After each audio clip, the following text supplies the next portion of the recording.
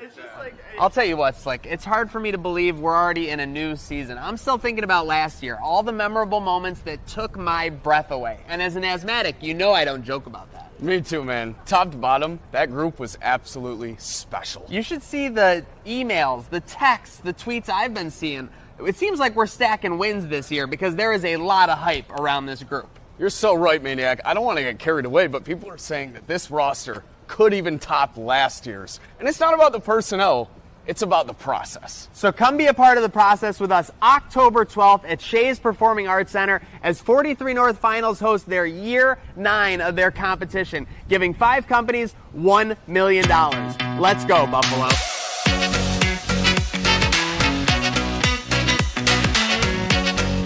We're so back.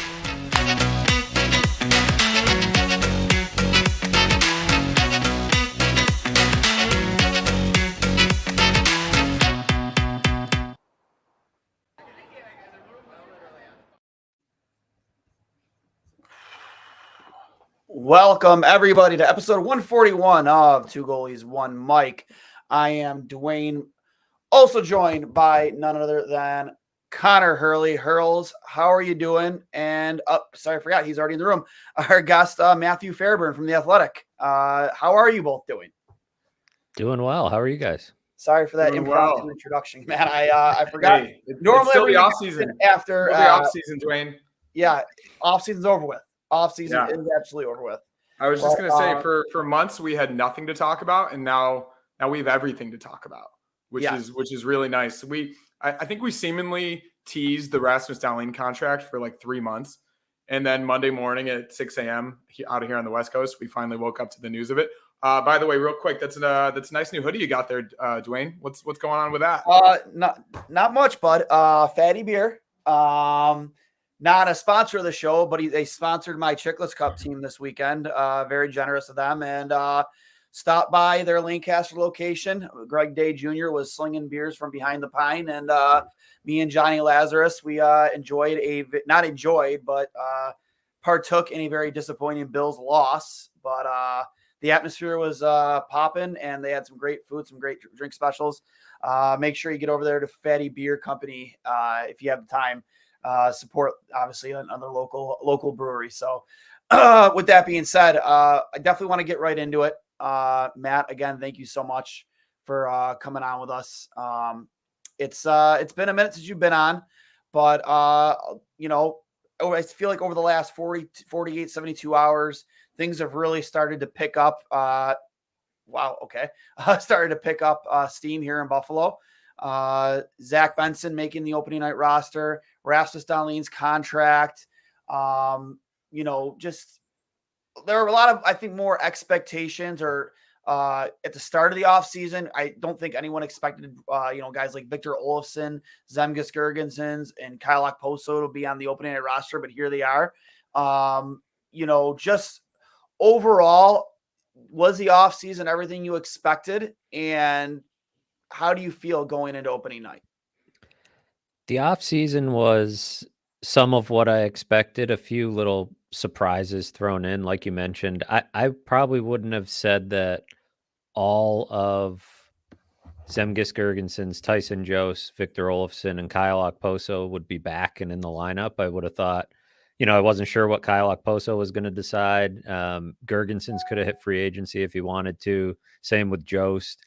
And then obviously the Olofsson question was pretty legit in terms of whether they would move on from him, what if they might be able to get something for him. And then Jack Quinn's injury throws, kind of a wrench into everything, right? And anything that you expected as far as what they might do with Olofsson changed a little bit, and it opened up a little bit of a training camp competition for some of these young players. And I would certainly be lying if I said that I expected Zach Benson to make the opening night roster, not when he was drafted, and frankly, not even after rookie camp, because Matt Savoy looked better at rookie camp. I would say Isak Rozan might have even been better at rookie camp. And then as soon as they started playing with the veterans, Zach Benson fit right in, and his game just translated so well. So it's, as much as there's a ton of continuity coming back to this lineup, You've got, some sparks like Zach Benson. You have a couple new guys on the blue line, and obviously the new, Devon Levi between the pipes for a full season creates enough change that I think, there's reason to think this team can build on what they did last year. Concerning Zach Benson, I think the question everybody's wondering is what the opening night's going to look like for him. I know we saw him play with Tage Thompson and Jeff Skinner in the preseason. They moved him around a little bit.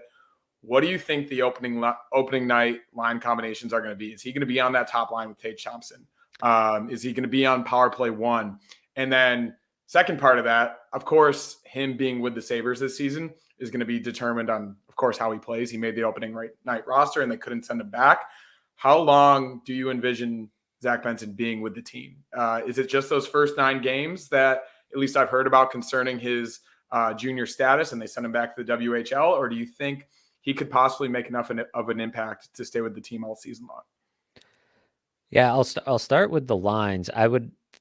Right now, my best guess is that he will be on a line with Casey Middlestat and Jordan Greenway, which is either the second or third line, depending on how you order them. Dylan Cousins has been skating with JJ Peterka and Victor Olofsson. And I think opening night, given the stakes, everything we talked about with the expectations of the season, Don Granato is going to roll with what's worked with Jeff Skinner, Tage Thompson, and Alex Tuck up top. I do think Zach Benson will get some power play time. I don't know if it will be power play 1, but I think he might get some time on the second power play unit. It's possible he would mix in on the first one, but I wouldn't be surprised if he's, mixing in on that second group. And I'm not going to bet against this guy to stick around longer than 9 games. I don't think they're going to feel like the 9 games is a hard and fast deadline. Obviously, if he plays more than that, he burns the year of his entry-level contract, but they could still send him back after that, or they could drag it out until he can go to World Juniors. But I wouldn't be surprised if this kid hangs around to the point where he's just part of the group, because both Kevin Adams and Don Granato mentioned this week, he's a player that can help them win hockey games right now.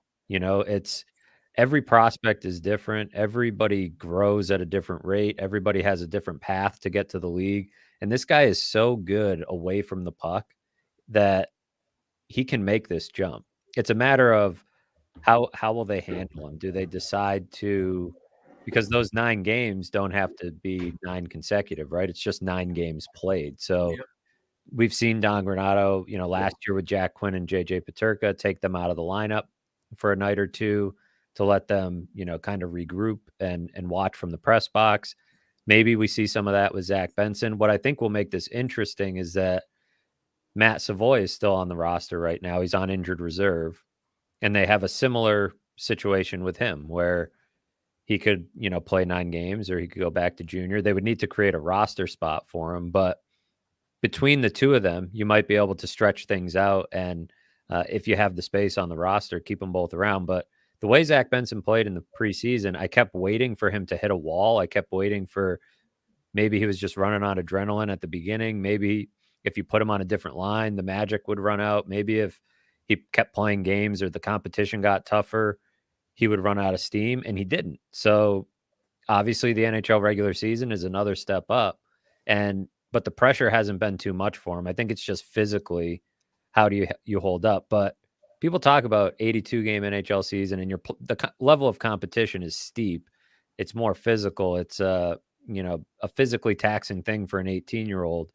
But I don't worry necessarily about the travel and all those things for him, because I almost think it's worse in the WHL when you're on a bus and the accommodations are not what you're going to get in the NHL. So I don't know. I'm really curious to see, because like I said, I didn't expect him to be here at this point. So now I feel like I can't bet against him to hang around longer than 9 games, because he almost seems like he keeps getting better as time goes on.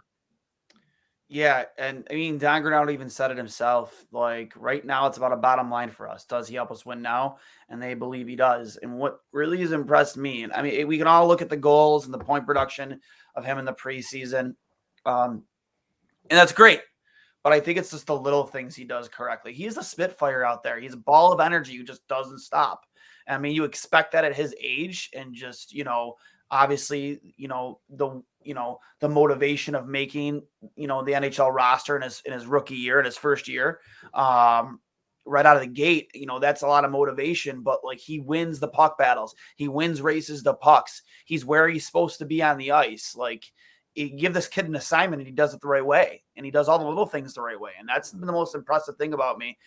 The way he back checks, he doesn't, he lowers his head and just skates as hard as he can, get back into the play down the other side of the ice. Like, everything, all the little things, it's what's impressed me the most, not just him putting the puck in the back of the net. I think that's what's impressed, Granato and Kevin Adams most about him, is just the fact that we have a kid here who is doing the little things, at least right now, better than a lot of some of the guys that have been on this team for a few years.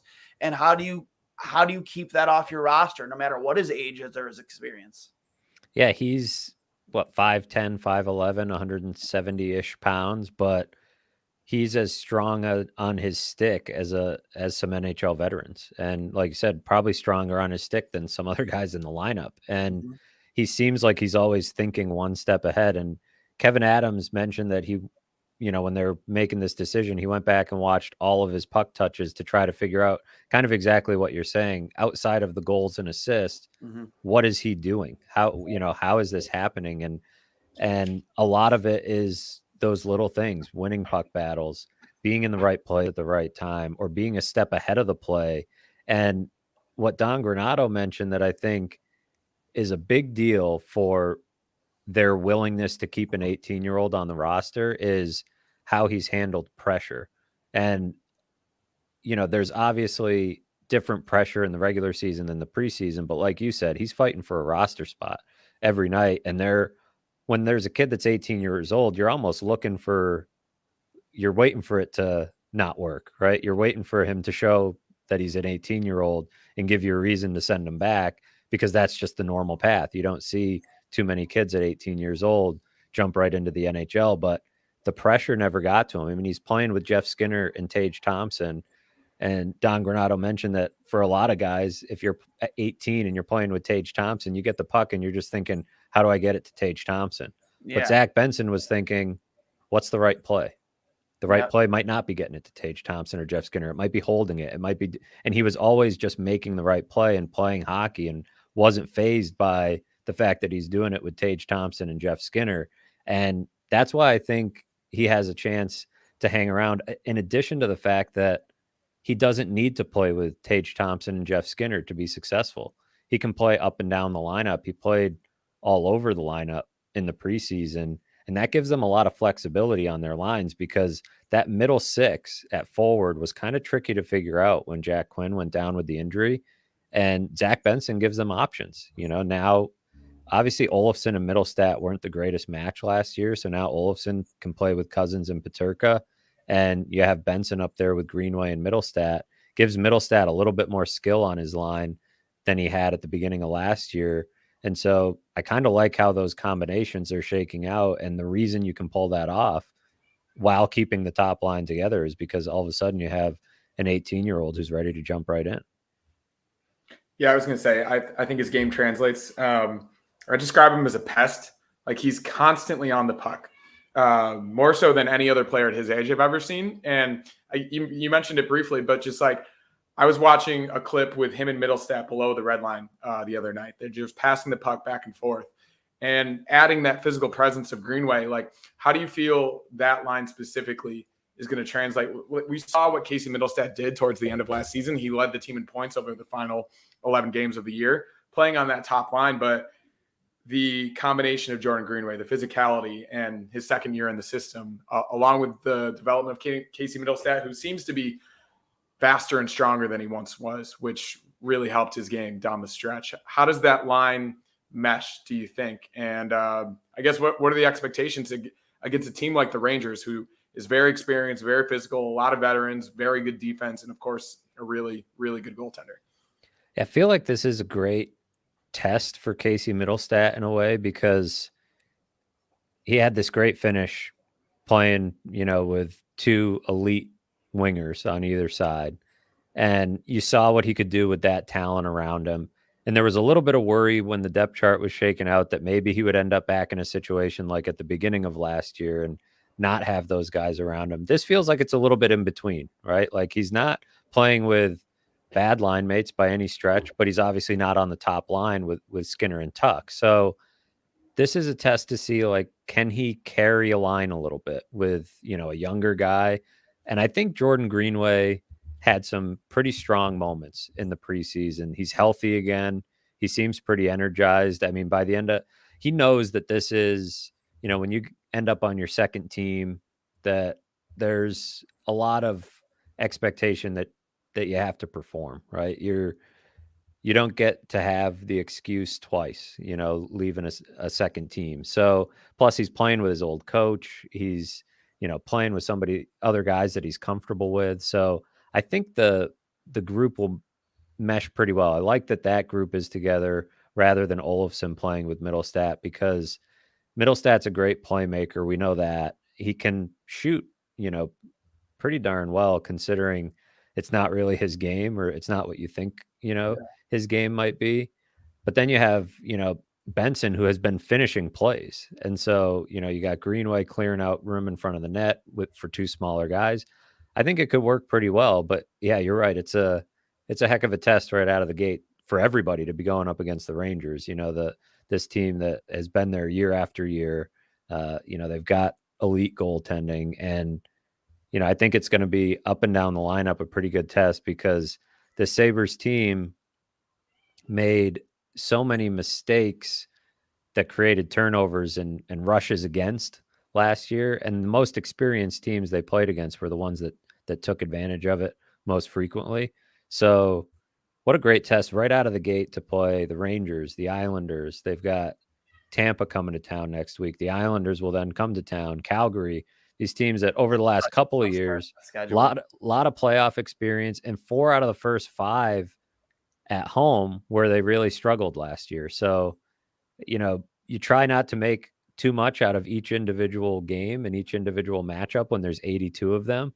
But that early chunk of the schedule, it feels like we're going to learn a lot about the Sabres, and a fast start is a big deal in a loaded Eastern Conference. And, with, all these questions surrounding the team, getting some early confidence and getting rolling early is a pretty big deal. So a long-winded answer to a question about that line, but I like it as it's put together, because I like how the rest of the lineup looks around it too. Yeah, I good segue too, Hurls. We kind of talked before the show, like, who are your under the radar guys? Casey Middlestat being at the top of the list. Jordan Greenway being a guy. I mean, do you consider Olofsson an under the radar guy? Because we know he can score goals. He was healthy scratched for the most important games of the season last year. But other guys, like, I would like to see, take major strides this season, are guys like Henry Jokiharju, who it's such like, there was a lot of excitement surrounding him to start a Sabres career. That first year, he really kind of, I don't want to say, took the NHL by storm, or took Sabres fans by storm, but played very well with, I believe, Rasmus Dahlin his first year. And then he just slowly but surely tailored off. A guy like Jokiharju, I would really like to see him have a good season, because there's so much depth now on the blue line. You brought in Eric Johnson, you brought in Connor Clifton. You got to have to wonder, does that make a guy like Jokiharju? I've always said competition breeds success. Will that help breed success for Henry Jokiharju? If it hasn't in the past, it should now more than ever. I'm fairly optimistic about Henry Jokiharju. Looked pretty confident in the preseason, and I was talking to him and a few of his teammates over the last couple of weeks, and last year it was game 4 against Calgary that he got hit in the face with that puck on a clearing attempt, and broke a muscle or broke a bone in his face, had a concussion. He was out about a month. He comes back a few weeks later, he blocks a shot, he's on injured reserve for another few weeks. I mean, the concussion, he came back and he had, the tinted visor. It wasn't ever quite right. And, Kyle Okposo mentioned that early part of the season is when a lot of guys really get into the feel of the season, find their rhythm and all that. And he missed all that. He was playing fairly well in the first few games of the year. And then that happens. And I can only imagine how much that throws you off kilter for the rest of the year. I don't know, I've never had a concussion, but to not know exactly, when you're right coming back, that it affects everybody differently. And so not to say that, you know, the whole year is because of one thing that happened, but when that's one of the first things that happens to you, it can be pretty rough. This is still a very young player and somebody that they have quite a bit of confidence in. So he's got to stay healthy. That, he had some bad luck with that last year, but it looks like he's going to start the season playing with Owen Power, which that's, a pretty nice setup for any defenseman to be playing with him. And I think they're pretty confident in this guy to take that step forward that you're talking about. And I think if he can stay healthy, that'll be the number one thing. And his game can kind of calm down from there. But he did look confident in the preseason. He had a couple of nice goals. And I think, the continuity of playing with Power for a second year should be to his benefit. So it feels like a lot of the variables have been removed for him. And now, this is kind of like you said, the competition is there if he falters. Not even just Eric Johnson and Connor Clifton, but it feels like this is a much deeper blue line organizationally with Ryan Johnson playing the way he did in the preseason. Riley Stillman's waiting in the AHL. Kel Clegg has some NHL experience. So, if he does, falter, then they have some options to shuffle up the lineup. But I've got, a little bit of confidence that he can turn it around. It's funny you mentioned that, actually, because I was writing out what I thought the lines and the pairings were going to be. And I had Dahlin and Samuelsson, Power and Clifton, and then Yoki Haru and Johnson, but clearly I haven't been paying attention enough. What is it actually going to be? Like, what do you think? Again, opening night, like, is it going to be Dahlin and Clifton, Power and Yoki Haru, and then Samuelsson and Eric Johnson? Or would they do Dahlin and Samuelsson, Power and Yoki Haru, and then Clifton and Johnson? What do you think it's actually going to be on Thursday? So that today at practice, the last couple of days at practice, they've had Dahlin with Samuelsson, Power with Yoki Haru, and Clifton with Johnson. Power and Yoki Haru have been pretty much a constant. Got it. But for the last few weeks, it had been Dahlin and Clifton and Samuelsson and Eric Johnson. Don Granato kind of explained it today as he wanted the guys that were new to the system to be playing with somebody who had been in the system to help accelerate, their learning of it. And then now they're feeling like they want to go kind of like at forward with what's comfortable, right? They know Dahlin and Samuelsson play really well together and they want to kind of keep that continuity going. And then the big part about having as many defensemen as they do now compared to a year ago is that they can mix things up on the fly a little bit. If they want more of an, if they're trailing in a game and they need some goals, they can play, they can mix things up and put Dahlin with somebody else. But I do think they'll start. I thought they would go lefty, righty down the line, but now they're going to have basically two pairs of, you got lefty, and then righty with Clifton and Eric Johnson. But Clifton didn't have the best showing in his two preseason games. I don't know if that shook their confidence in that pairing a little bit, but I think once the competition level cranks up, that's when you see Connor Clifton at his best. So hopefully that was just a couple of preseason games kicking the rust off.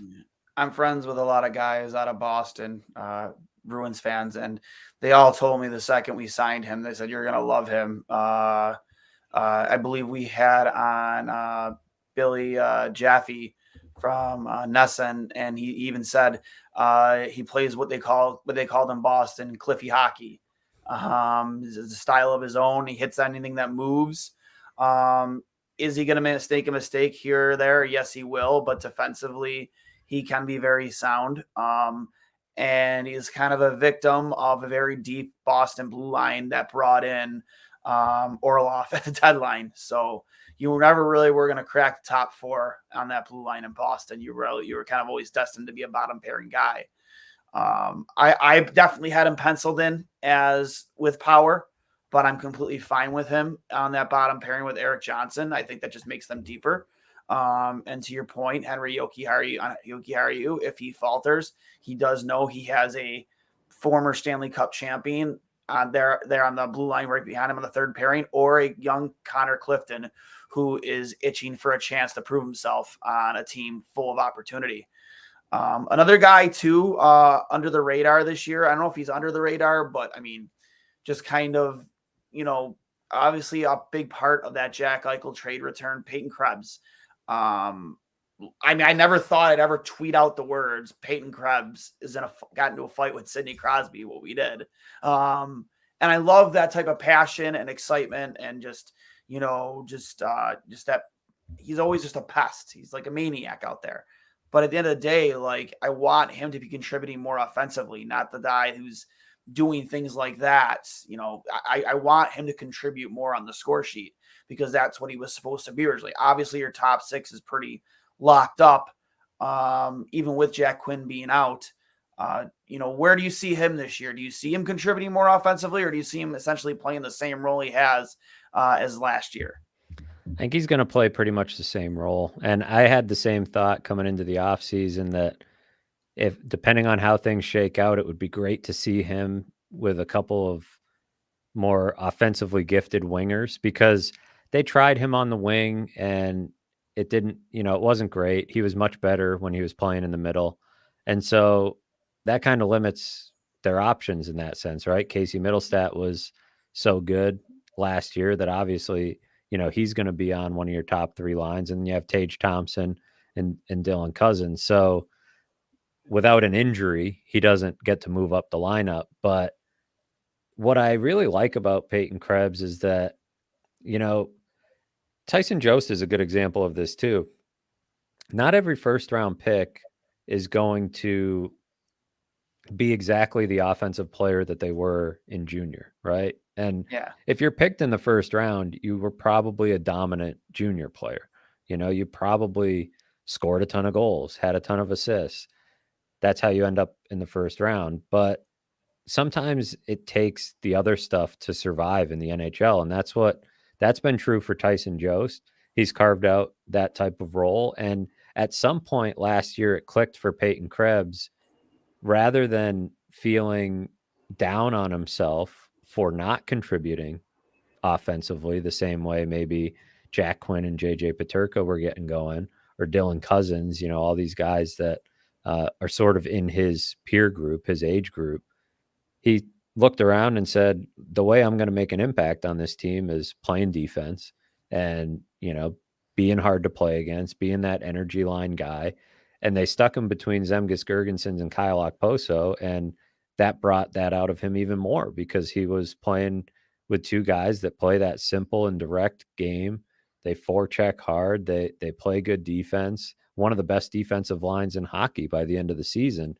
And then seeing him show up to training camp this year, he has more of a veteran feel to him, and I think he really loves the fact that he knows his role now.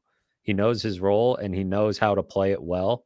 And there's a confidence about him because of it. So you need that to win. Maybe there comes a day down the line where some of that offense will come out, because it hasn't gone away. He's still a fantastic passer. He's a great skater. He's probably not quite the scorer that some of the other top prospects they have. And some other guys in their lineup are, but he's got all the makings to put up more points than he does. I just love the fact that not everybody can score, and they have plenty of goals. They need guys like him to round out their lineup. And if you're going to be a team that ends up in the playoffs, guys need to know and understand their roles very clearly and be passionate about playing those roles. And Peyton Krebs, to me, embodies all of that. So as much as there's a little bit of untapped offensive potential there, they're getting a lot out of him in his own zone. And it's a cool development to see, because like I said, not everybody can be that 30, 40 goal scorer. You need some other guys to do the dirty work. We love nothing more than to have him be in a situation that we were in 05 to 07 with Derek Roy, Max Afenaganov, and Thomas Vanek on the third line, but that's just not the case, at least at the moment. But yeah, I couldn't agree with you more on Peyton Krebs. He's taking what he's been given and he's rolling with it. And like I said, I love the kid's passion. I love his energy. He's clearly the skills there. I just hope that this year isn't the same thing with him last year, where he's got to be the guy answering the bell physically in certain situations. And like, it's I think great. Connor Clifton will help with that. I hope so. He's Greenway too. Like they have Healthy bigger, Samuelson. tougher guys than they've had in the past. And you saw Dylan Cousins jump into the fray in the preseason. So they have a few more guys that are. It is kind of funny that Peyton Krebs became like the. He's like the. I mean that's today's NHL, right? There are no enforcers. There are no enforcers anymore. So like, right, Peyton Krebs has to stand up. I mean, I personally love that. Yeah, I love it too. I love it too. Yeah. I just don't want it always to be him. I mean, Grant, yes, you said Dylan Cousins, but I hope Connor Clifton gets into that mix. I mean, even a healthy Matthias Samuelson, hopefully get a full 82 out of him this year. But Samuelson's a big body and not a guy that's going to be easily pushed around. I can definitely see him, hopefully. I mean, and it was Dahlin for a little bit too, a couple of years ago. He was the guy that was getting into scrums. Like, he obviously has never really dropped his gloves. But I guess that's a good transitioning point. We've got 33 minutes into the show, and we haven't talked about the $88 million contract we were waiting on for 4 months yet. I guess your reactions to that, Matt, in terms of the term, the value, where he now ranks in amongst NHL defensemen in the league. I think he's third in average annual value per year, behind Carlson, the same as Drew Doughty now. I found it very interesting that he signed the exact same term and dollar value as Drew Doughty. And Drew Doughty signed it when he was 29 years old compared to Dahlin signing it when he was 23. So obviously that puts a different perspective on it. So in just, I guess, your general reaction, and does it really get that much more valuable in the next 3 to 5 years? Because I think a lot of these types of contracts are projection based. And I'm of the opinion that it really does. I'm just interested to hear your thoughts on that. Yeah, provided that the salary cap goes up the way it's supposed to. I think that was the hard part of these negotiations for Kevin Adams, is that the salary cap is supposed to go up, maybe $4 million next season based on some reports, and go up even more in years to come as they kind of pull themselves out of the financial situation from the pandemic.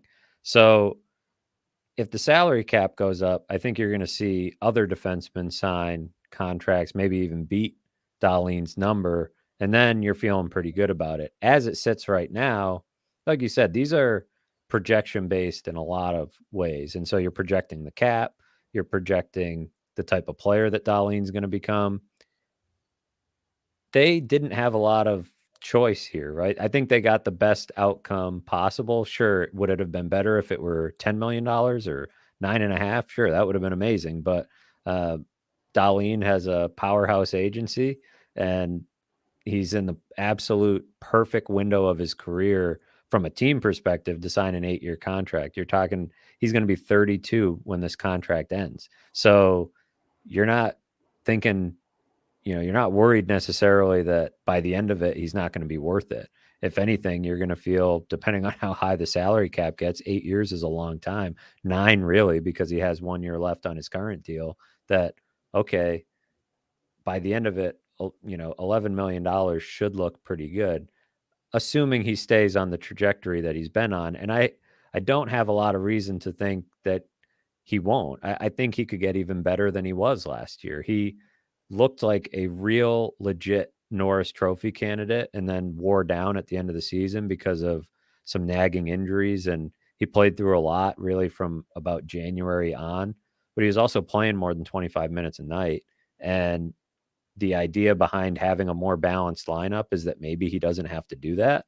And if you take some of that pressure off of him, I think you could see him, jump into another tier of defensemen. As it is, I would say he's a top 6, 7, 8 defenseman in the league, somewhere in that 5 to 10 range, depending on who you're talking to and who you're arguing with. But I think most people would agree this is a guy that's a top 8 to 10 defenseman at the very worst, and with the potential to be right up there near the top. So it was probably a somewhat challenging negotiation in the sense that you want 8 years if you're the Sabres, right? Yeah, You can't do another bridge and have him, in 5 years hitting free agency at 28, because he still will command that big time money. So I think to get him in this window of his career is great. And man, it's a huge win for Dahlin too, right? To end up, with an $11 million salary. There's, not too many guys playing that position that have had that honor. So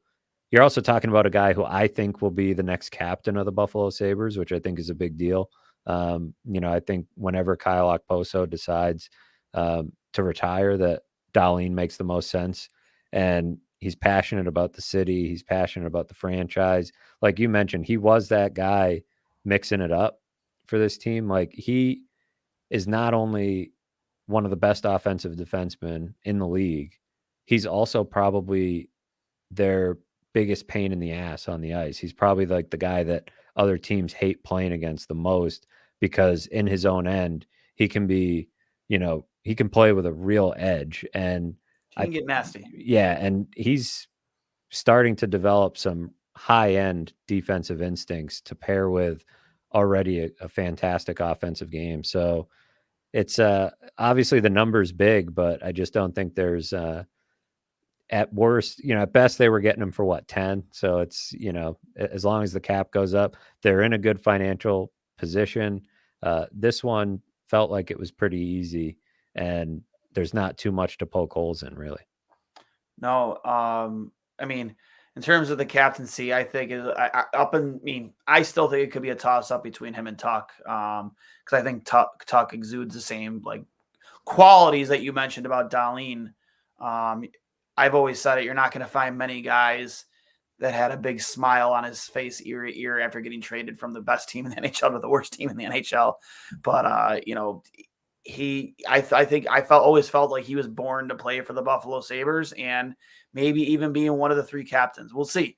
But with that being said, you kind of, preluded to it a little bit.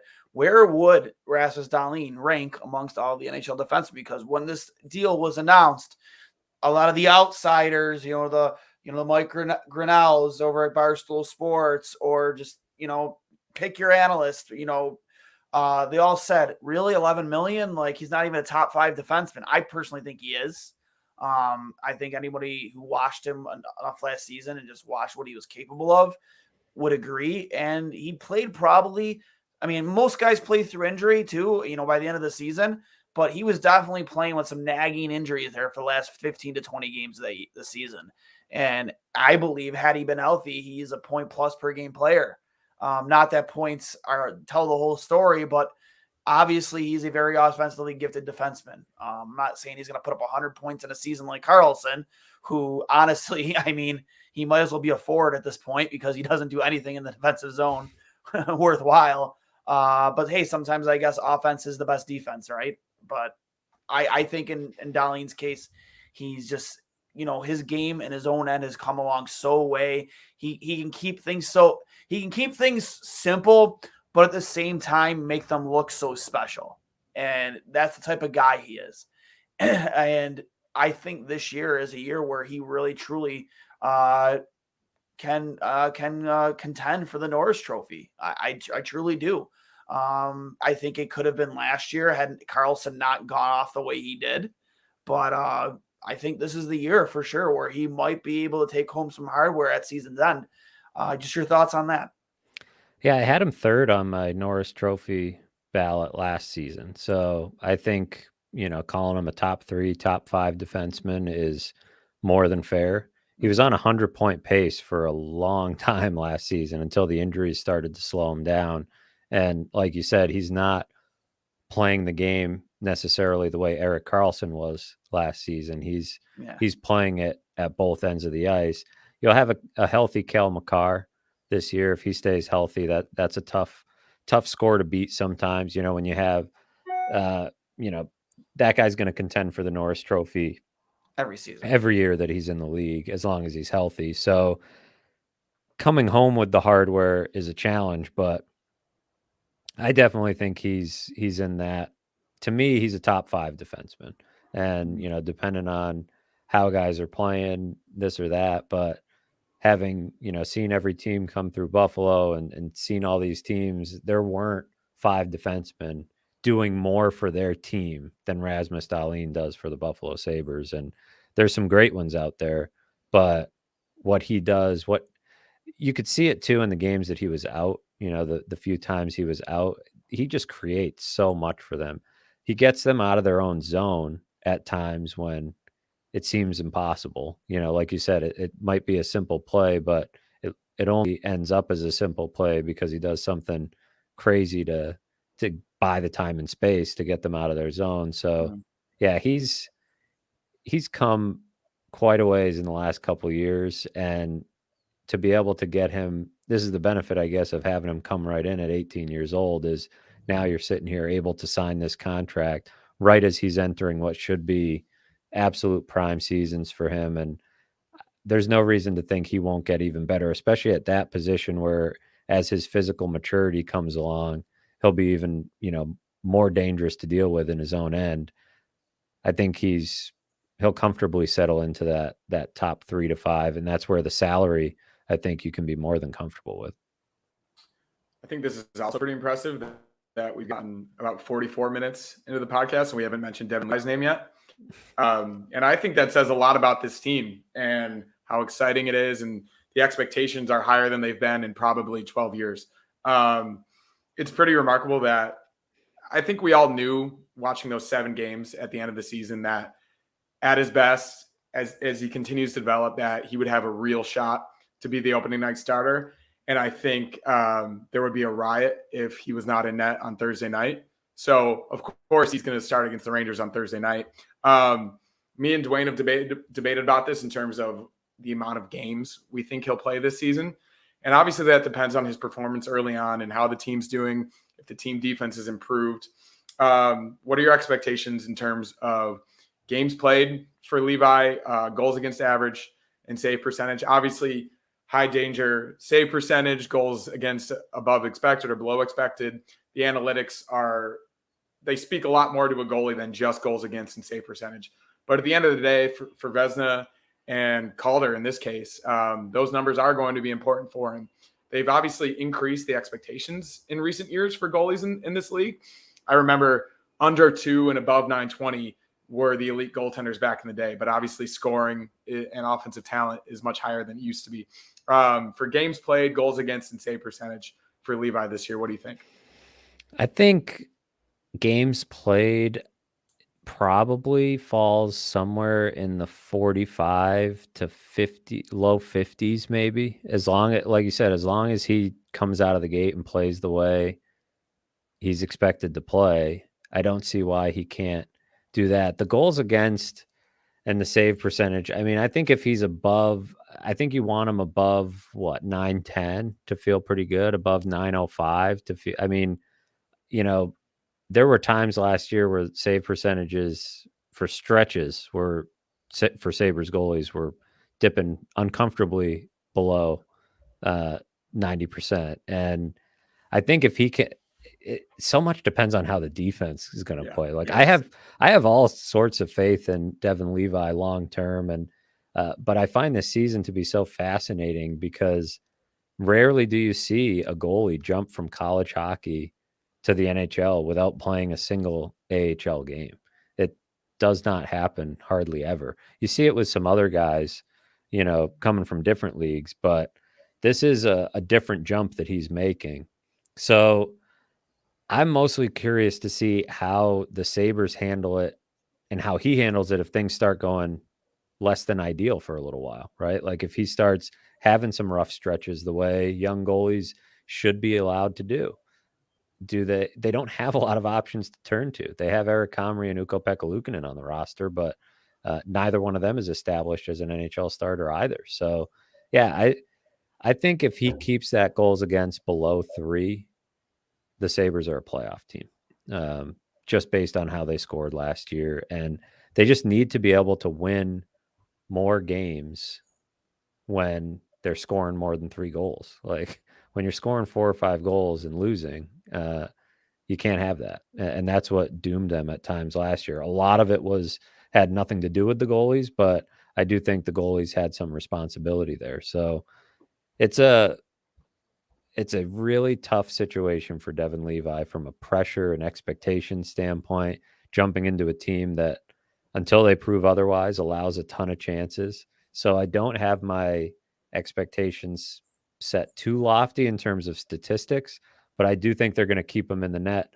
a lot, because I think it'll go back to like what we said about Zach Benson. I think they know that most nights he's going to give them the best chance to win, unless things go really wrong. But I don't think anybody in the building expects that. I don't think a lot of people outside the building expect it. I think one of my biggest concerns about how they handled the offseason is, and I asked Kevin Adams this at the end of last season, is like, what if you're wrong about Devon Levi, but what if you're wrong about the idea that he can come in and right away play 50 games and be the answer in net? That shouldn't be the end of the world, right? Because a lot of guys need the AHL. A lot of guys jump from, take 1-2 seasons in the AHL, and they didn't really address that. There's no fallback option necessarily, other than 2 guys who also aren't proven in the NHL. So odds would tell you that maybe at least one of them emerges as somebody who can be trusted nightly. They would hope that one of the 2 backups right now steps up and shows that they're better than the other one. And I suppose if, in case of emergency break glass, they needed to make a trade to find somebody more proven, they could. But that was probably my biggest concern with Devon Levi, is just that it's like he's on the island and they've burned the boats, right? Like there's no going back. Like he should have the option, and obviously within his contract still does, but it just doesn't feel like that's how things are set up. But I'm confident he'll jump in and handle it. He did well in those 7 games, even when he wasn't playing well.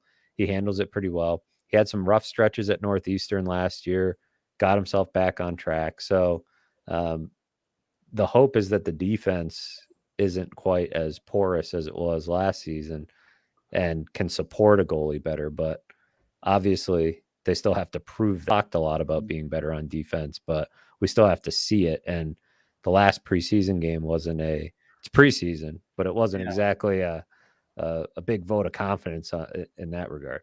Yeah, we all took the preseason pledge here on 2 goalies, 1 mic. Don't, unless your name is Zach Benson, then get excited. But for me, we've had Devon Levi on this show, almost 2 years ago, before he made the decision to go back to Northeastern.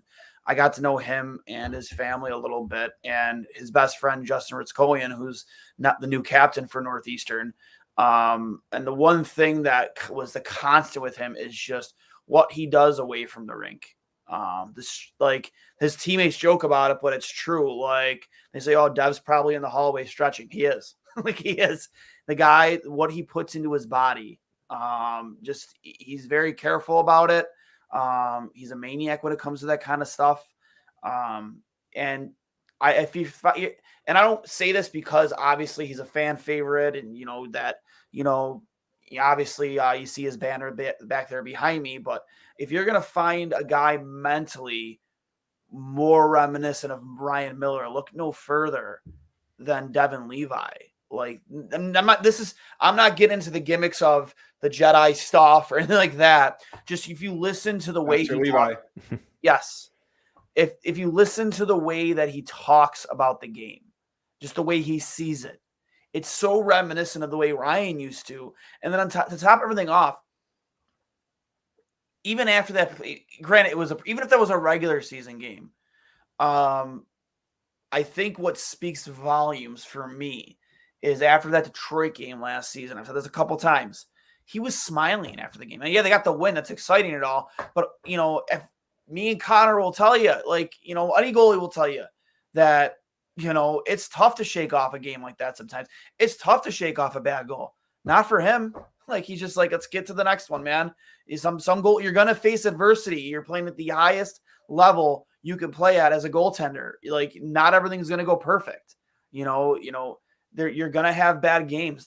The biggest obstacle is moving on from said bad game and getting right into the next save. And that's where he impresses me the most, is he doesn't let a bad game linger. He doesn't let a bad goal linger. You saw it last year in Northeastern. You saw it last year in that stretch of games he played. And you're going to see it, I think, on Thursday night, on opening night. Granted, his last start wasn't a great one. But I think that you have a kid who's going to come up with the timely saves that you weren't getting out of UPL, Eric Comrie, and in some cases, not, I guess, less often than the other two, out of Craig Anderson.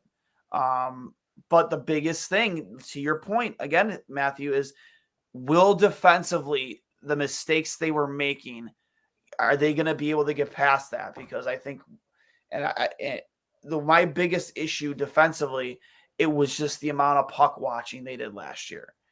As a defenseman, I played both positions.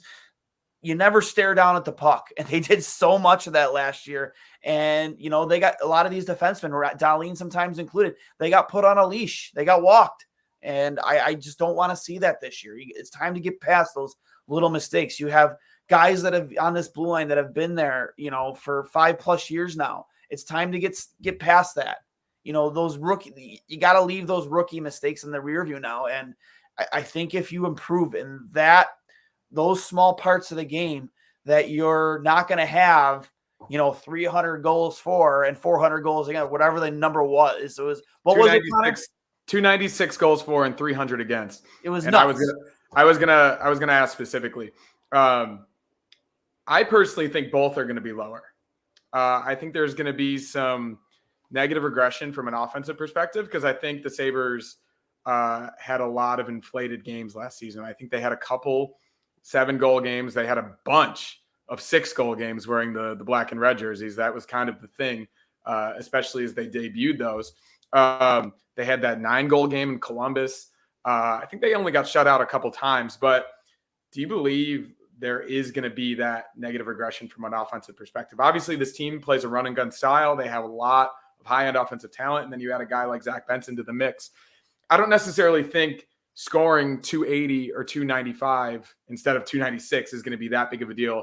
Obviously, if you're letting in less than 300, because that has to be the main focus at this point. Of course, you still want to have that Don Granato free play style, but are they going to be able to have that like 275 to 280 goals against? Because as you said, like, that's what makes this season so fascinating.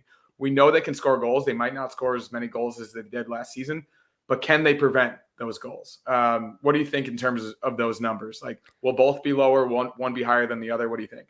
I think there's a good chance both will be lower, because the way they're talking anyways, the way that Don Granato and some of these players are talking, is that the way they started to play at the end of the year with a greater attention to detail in their own end, and, not even just in their own end, but in all 3 zones, to transition themselves into playing defense and not turn the puck over as frequently as they did.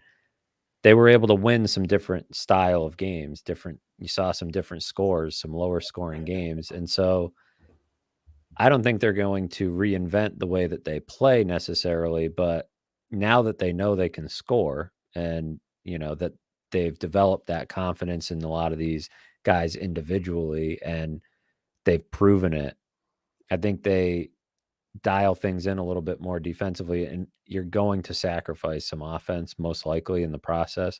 You're probably not going to be third highest scoring team in the league and, a top 3 defensive team in the league. It's just not many teams are able to pull that off, but I think they'll find a good balance there. And that's the key, is, still being able to score, because they don't have the personnel or the style of play to be winning 2-1 hockey games every night, but they need to be able to hold teams under 3 more often, hold teams under 4 more often. There was too many of those games last season that got out of hand. And I do think that they played a bit more inspired in front of Devon Levi in some ways. Like, he energized them at a time when they were already, fighting for their playoff lives. So there was some of that thrown in there too.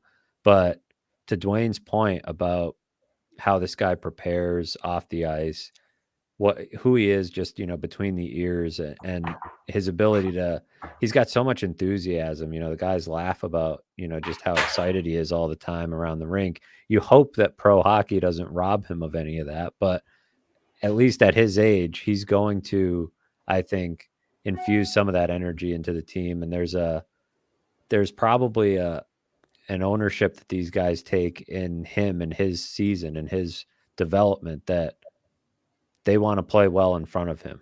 They know the type of player he can be and where he can take them when he reaches his ceiling. And if that translates from those 7 games into this season, then I think you'll see a tighter group defensively. So if that number better go down, right? It can't go up. So, but I do think the offense will come down with it a little bit too. No, that number definitely can't go up. Like, there's not much room for it to go up. I know that's a lot of goals against. I know we spoke. I didn't really get to speak on it earlier, but in terms of, I definitely think Devon Levi will be in that race for the Calder with guys like, Logan Cooley, Fantilli, and of course Connor Bedard. I think he's going to surprise a lot of people. And I think he's going to pick up where we left off in terms of like goals against and save percentage. I think the biggest thing will be wins. Like, how many wins is he going to get for Buffalo here? Because that, to him, and I know this for a fact, like, to him, that's the only number that matters. He does not care about the other two. He cares about winning. That's the only number that matters to him. And, if he can rip off like 30, 35 plus wins this season and maintain like a 905 and maybe a 370 save percent, or 370 goals against, or 270 goals against, sorry. I think he runs away with it personally, unless Connor Bedard goes out there and puts up a 100-point season. But if he helps get this team to the playoffs, I mean, after 11 years, I mean, how is he not in that conversation? I think that he has all the makeup, both physically and mentally, to be in that conversation for sure. And I've never been this excited to see a goalie play since probably Miller. You know what I mean? Like Miller coming out of college, in the AHL after the lockout. Like, that's the last time I was this excited about a goalie. And I have that much belief in his ability. So, before we let you go here, me and Connor are also talking about the Vegas line has Buffalo at 92.5 points. Do you have them over or under what Vegas is predicting right now? Because I'm going to flat out say right now, I have them over. That's a good line, isn't it? It was 91 last night. It was 91. And that's like with that super strong stretch at the end of the year. And also, like, didn't they go 1 of 9 in mid-March too? Yeah, so, and they had I think it was an 8-game losing streak from like in November, maybe spilled into December. Out. Yeah, so that was a weird season. They know how to set those lines though. I think I would have to check, double check, but I think Dom's model at the Athletic has them right around 92.5 as well. I'm taking the over too. I've gone back and forth in the preseason. Like, are they going to be able to do it? Are they going to be able to get to the playoffs? And I think that's a different question. That's a different, conversation, because the East might be really tough. Maybe it won't be. Maybe some of these teams finally take a step back, but they can control their point total, right? They can't control what the number is to get into the postseason, but this is going to be a better hockey team than last season. If it isn't, something went wrong, and I can't really put my finger on what that would be right now, unless it's the defense and the goaltending just not holding up. And so, that's still a question mark, but we've outlined some reasons why they can get that fixed. Whether it's a mentality from the forwards, whether it's more depth on defense, or the simplest one of all, just a better goalie, right? Like, I do believe that they have a better goalie now than they did last season. And that's only because Craig Anderson, as good as he was at times, he could only play like once a week. It's like you're never going to be able to, survive an NHL season, if your goalie can only play once a week and if you don't have a legit backup. So I also have some faith in Eric Comrie. We haven't mentioned him, as under the radar guys, a lot of injuries for him last year. Like, I think he can be a decent backup. And I think he's shown that in his career. He's shown he can play after a long layoff, which I think is important for a backup. I don't know what's going to happen with Ukko-Pekka Luukkonen. I don't know which direction his career is going to go, but seems like Comrie, if he can stay healthy, can be steady enough. So, yeah, I'm over on 92.5 points, and I do think they're going to sneak into the playoffs. I think they're gonna get there. I just think they're a better team, and I think they're ready to handle it, but we'll see what happens. 92 obviously would have got them in last season. The Panthers had 92, and then they go to the Cup final. Of course, that was a monumental upset in the first round against the best team in the history of the regular season. So last season was sort of an anomaly in that sense. I guess the expectation for a lot of Sabres fans, I think, is the wild card. But with the news of Andrei Vasilevsky being out for the first 2 months, obviously Boston's lineup does not look nearly as intimidating as it did last season. Panthers are obviously very good. Leafs are very good. Who knows with the Senators and the Red Wings? I think the Canadiens are probably going to be bottom dwellers in that division. Do you think it's at least somewhat realistic the Sabres could potentially snag that third? I think second's probably too much to ask for, but that third spot in the Atlantic Division and not even have to worry about the wild card. Also, could you imagine a first-round matchup between the Sabres and the Leafs? Oh God, I don't even want to think about it. That'd be I great. want to think about it because I've been. I don't want to think about what I've the building. Waiting, no, what no, the building I've would be been like and waiting how for obnoxious that it would for be. 10 years, man. wanna More think than about 10 years. I am the ultimate Leaf hater. Like, nobody hates the Leafs more than me here in Buffalo. And I love the fans. I hate the Leafs. And if I don't want to think about how many Leafs, Leafs fans would be at the first Sabres home game in 14 years. You know what I mean? I'll boom out of the building when we walk through the corridor. I don't know. They can sing their stupid soccer songs all they want. I don't care.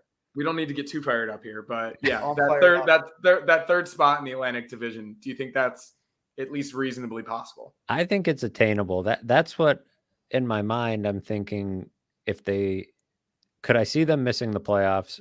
Absolutely. Like they've done it a lot, right? Like it's pretty easy to envision when it's happened as much as it has. And they're still young. There's still things that could go wrong.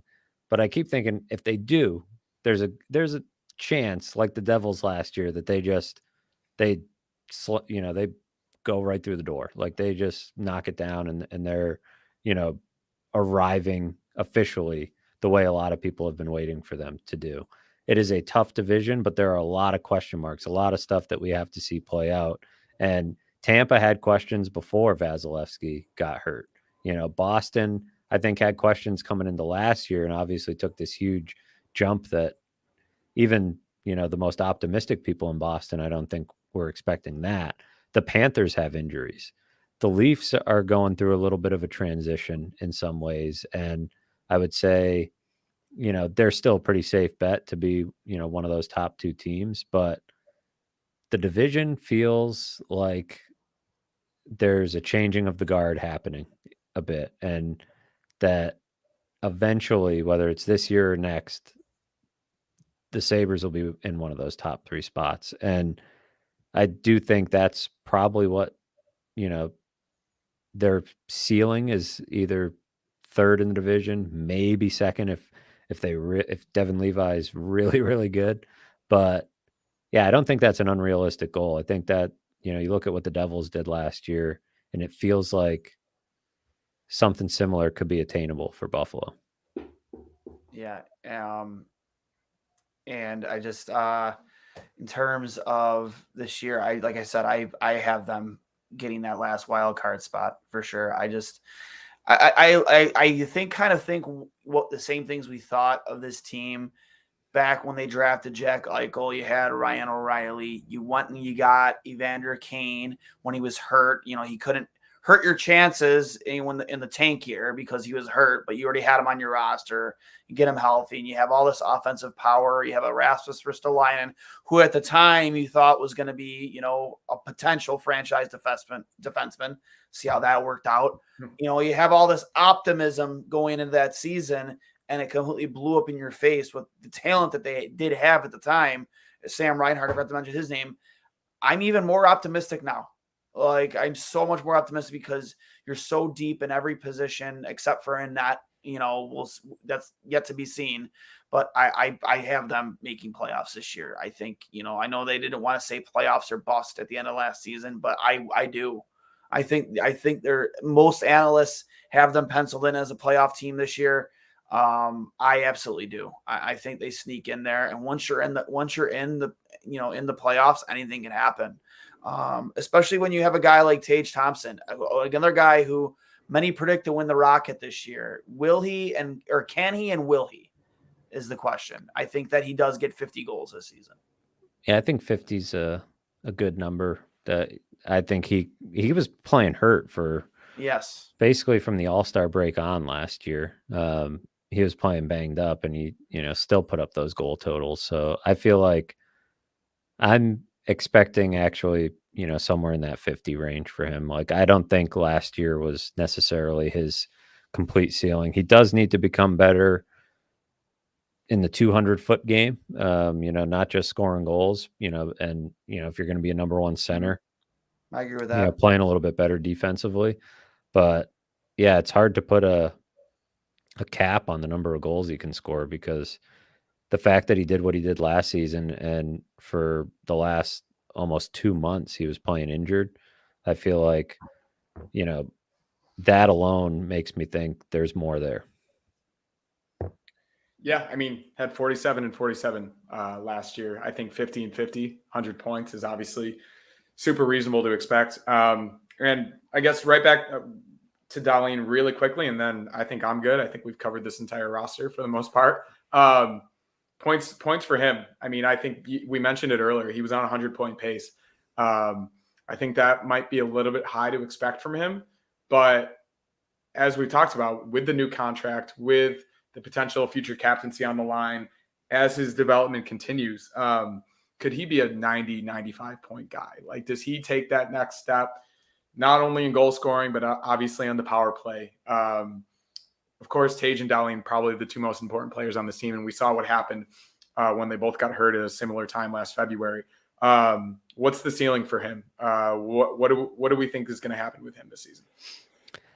It's tough, because if that goals scored number goes down, then, some point numbers have to come down with it. For sure. But I think he's more than capable of being in that 75 to 85 range, like year after year, and being right around a point per game player. And the pace he was on at the beginning of the year, not quite sustainable as it turned out. Again, like Tage Thompson, he kind of just has to stay healthier than he did toward the end of last season, because when he was playing through it, that took away definitely some of his offensive game. But I mean, he's going to be here for a long time, and a lot of these offensive skill players aren't going anywhere in front of him. So could he, one day be, have a year where it's 90, 95 points? Sure. Like, I mean, he's an absolute freak with the puck on his stick. Like, he makes guys miss. He buys time. He's so fast. He's such a good skater. And it feels like both he and Owen Power can be even better shooting the puck on the power play and getting, shots through from the point. Dahlin took a big step forward last year in that department, but yeah, there's some untapped potential there for sure. Yep. We're going to let you go here. Thank you for hanging on with us as long as you did, Matt. I really, really appreciate it. I'm assuming you're going to do exactly what both me and Hurls are going to do. Catch the second and third period of Connor Bedard NHL debut against Sidney Crosby. I believe it's 1-0 after one. 3 shots for him in the first period. That's 3 shots. Good. He already hit that 2.5 mark in Vegas. Will Connor Bedard have 2.5 shots tonight on goal? He already hit it in the first period. I think that was like one of the easiest bets in all hockey tonight. He's like, he's going to have 2.5 shots. But I think one of the funniest pictures I saw was it looked like there was a discussion about penalties, and Connor Bedard was in the ref circle. Like, the kid's 18 years old and he's already talking to refs. Like, that's funny to me. I think it's hilarious. Yeah, I mean, he's the next big deal, right? Going up against Crosby 18 years ago, drafted number 1 overall, and now he's double his age, playing in the same in the same game. It's pretty remarkable. But thanks again, Matt. I appreciate it. Look forward to having you on again. And again, I do apologize for last week. For those of you who don't know, we were supposed to have Matt on last week, and then I had something come up at work and had to cancel. And I thank you for your patience, man. I really do. Oh, thanks so much for having me. I enjoyed it. All right. Remember, guys, this is brought to you by 43 North and Outlet Liquor, the place to buy a case over on Georgia Boulevard. I am Duane Steinell. For Connor Hurley and Matthew Fairburn, we will talk to you later this week.